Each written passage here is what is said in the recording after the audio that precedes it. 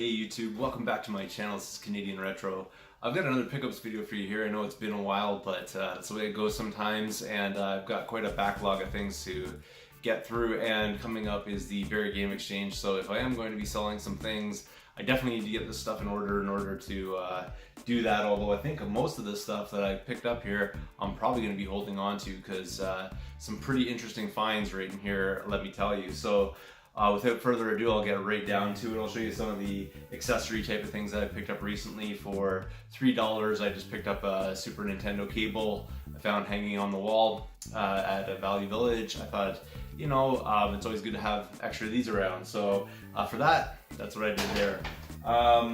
Let me see here, what else do I got to show you? Oh, and then also along the same lines, I picked up a Sony PSP charging cable, or rather is this the Vita one? I can't remember, it's been so long.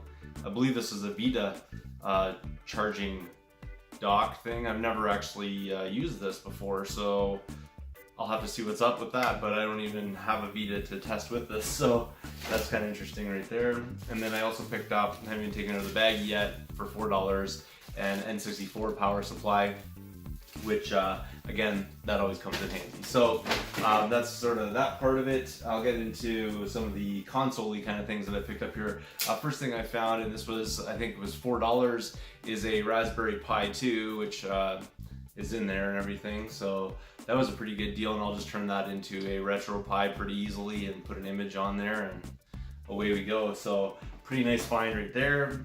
And then I also picked up a console, which you don't see that often out there these days, although I have found a few of these in the past, and that's Canadian, and I think maybe in the UK and maybe other regions it was you know, exclusive to those regions, but you don't see this one in other parts of North America, and that is the Crystal Xbox.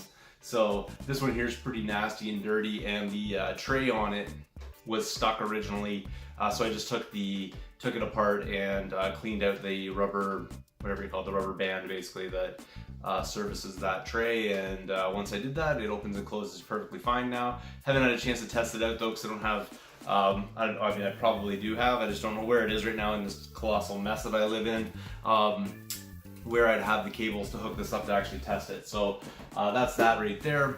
Moving on from that, I'll get into a couple of soundtracks that I found. I thought these were kind of cool, I couldn't leave them behind. And I believe these were like $6.99 each at Value Village, and one of them is for Chrono Cross, and this was given out, I believe at Electronics Boutique, which is EB Games, back in the day as some sort of like promotion kind of thing. They were basically just giving it out for free, so it's pretty cool right there. And then also another one is the Legend of Mana music selection as well, and I've already ripped the audio off of these and put them in a music folder for the Cartridge Club that I have, which when I found previous CDs I put them in there as well. So if you want to give those a listen, anybody in the Cartridge Club, go back to that previous thing and you'll be able to find that, no problem. Moving along, I also picked up a couple of controllers.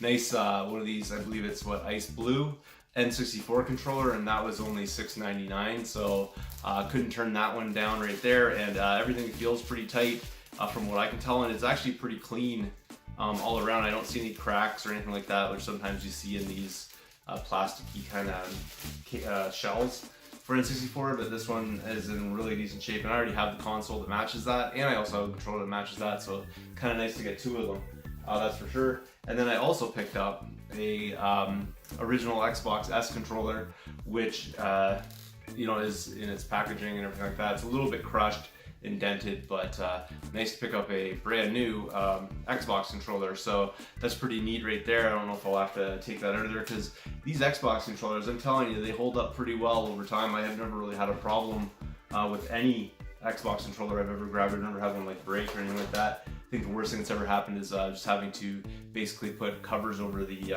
thumb grips on it, just because, or the analog thumbsticks on it, just because, you know, those rubber parts kind of wear it over time.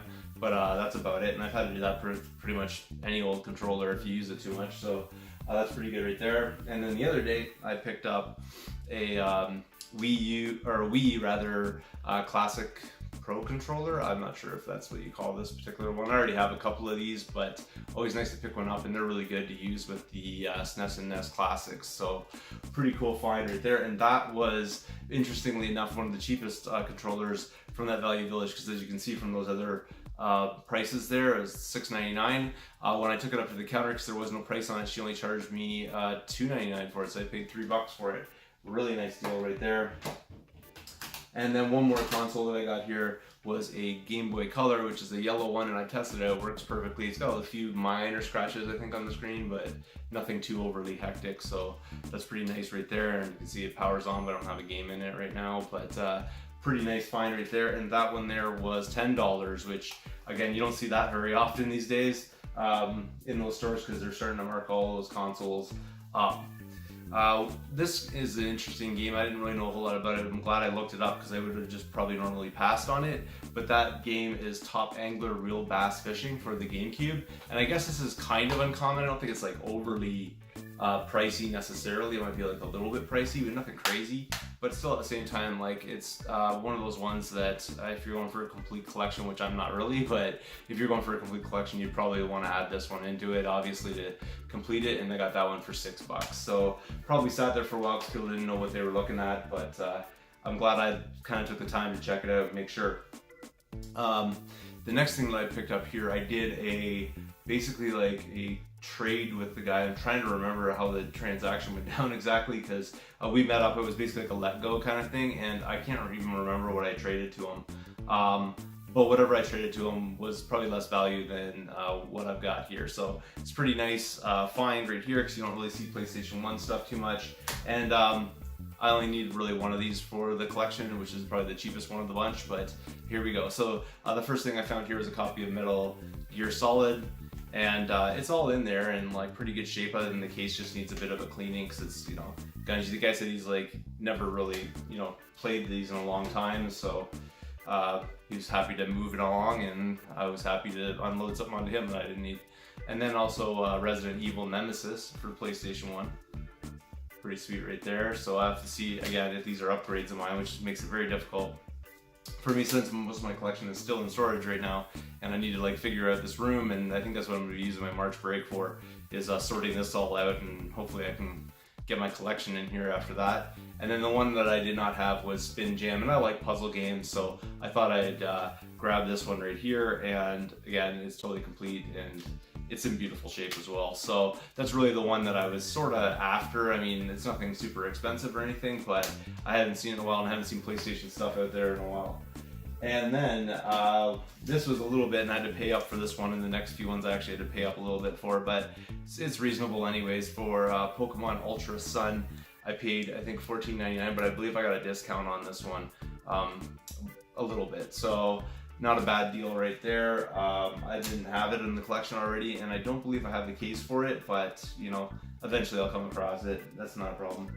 And then I picked up 3 games, and this one I really had to pay up for, because they wanted $15 a game on all of their Game Boy Advance stuff, and they had like a little bin of it, but a lot of those games weren't even worth like a couple of dollars, but these ones definitely were. So I picked up a copy of Pokemon Leaf Green, and that was $15, which isn't too bad.